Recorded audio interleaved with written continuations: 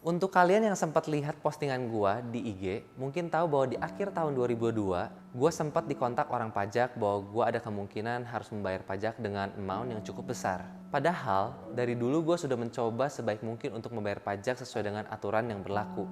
Jadi ketika gue terima kabar itu, gue jadi bertanya-tanya kesalahannya di mana. Yang menarik adalah ketika gue dikasih kabar gitu, berita itu dibiarkan mengambang tidak ada kepastian hingga Januari 2023. Mulai dari konsultan pajak gua yang lagi slow respon karena dia dan suaminya lagi sakit, orang-orang yang memberikan masukan juga tidak tahu gambaran perkaranya secara jelas, jadi semua masukan baru asumsi. Awal Januari 2023 baru dikasih kabar yang membuat gua bisa bernafas lega, bahwa pajak yang gua bayarkan ternyata sudah sesuai.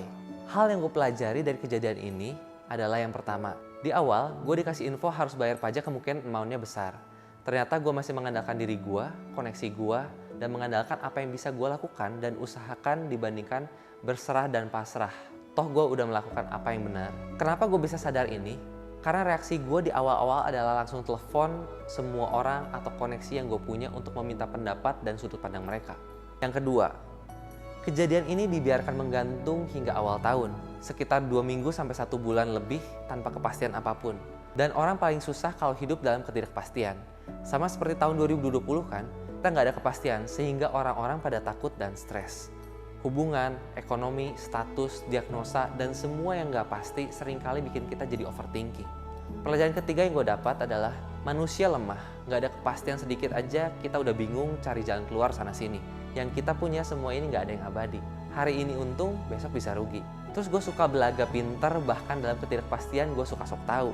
Yang keempat, kalau uang dan harta yang gue punya nggak abadi, terus gue harus pegang apa biar gue ngerasa aman dan tenang? Sama skill gue, sama kepintaran gue yang tidak terlalu pintar ini. Nggak mungkin kan? Sekeren apapun konsultan pajak gue nggak bisa bergantung sama mereka.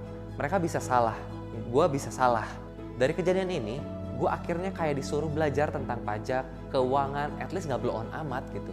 Yang keenam, diajar bikin pembukuan yang lebih rapih. Ini masih progres, tapi mulai gue dan Anas bedahin pelan-pelan. Yang ketujuh, sekali lagi gue sering bilang, kendalikan yang bisa kita kendalikan. Tapi jangan lupa juga bahwa ada faktor di luar diri kita, alam semesta atau Tuhan, yang seringkali membantu. Pada dasarnya, apa yang kita punya, ini kita dapatkan bukan karena kita jago or something, tapi karena kita diberi kepercayaan untuk mengelola. So, kalau gue sekarang belum dipercaya lebih, artinya memang gue belum bisa mengelolanya.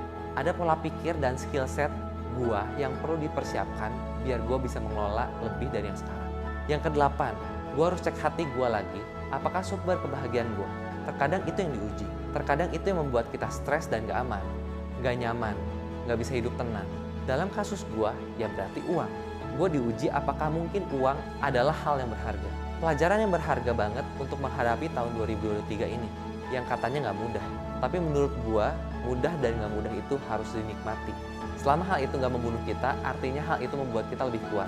Itu yang diomongin sebuah lagu kan. And yes, gue setuju banget. What doesn't kill us always make us stronger. Hampir setengah tahun sudah berjalan. Apa yang udah kita rubah? Apa yang udah kita lakukan? Apakah kita berterima kasih atas usaha kita 6 bulan ke belakang? Atau kita berterima kasih karena kita juga sudah menyayangi diri kita 6 bulan ke belakang?